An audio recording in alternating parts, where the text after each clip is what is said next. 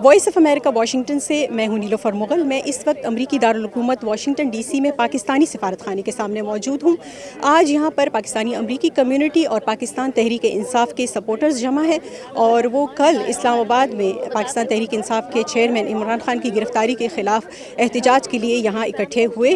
आपको बताते चले कि न सिर्फ वाशिंगटन बल्कि न्यूयॉर्क, बरतानिया और यूरोप के कई शहरों में इस वक्त पाकिस्तान तहरीक इंसाफ के जो सपोर्टर्स हैं वो इस वक्त मुजाहरे कर रहे हैं।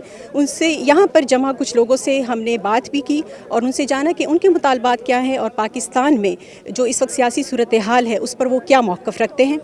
मैसेज हमारा एक ही है जी कि फ़ौरन खान साहब को रिहा किया जाए। जिस तरह गैर कानूनी तरीके से उनको हिरासत में लिया गया है, उन पे झूठे मुकदमात बनाए गए हैं, उनको रिहा किया जाए ताकि पाकिस्तान में सुकून हो। पाकिस्तान में ये लड़ाई झगड़े और कत्ल गारत शुरू हो गई है, वो फ़ौरन बंद होनी चाहिए। Even we are not in Pakistan, we are living here, but we have to support our Pakistan, we have to support our leader.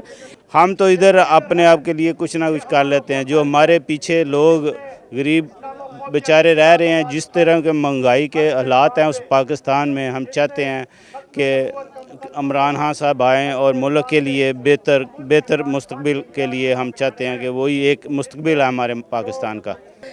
Initially हम ऐसे हैं कि हम किसी पॉलिटिकल पार्टी के लिए नहीं आए, इनजस्टिस की हद हो गई है and that's why we are here today. मुतालबा यही है कि एक किरण है उम्मीद की, इमरान खान सिर्फ। आप बाकी देख लें, लुक अराउंड, कितने ये 70 साल में पाकिस्तान को चूस के खा गए हैं। बाकी दुनिया, बांग्लादेश, यूएई जो हमारे बाद बने वो कितना आगे चले गए, हमें इन्होंने 200 साल पीछे धकेल दिया।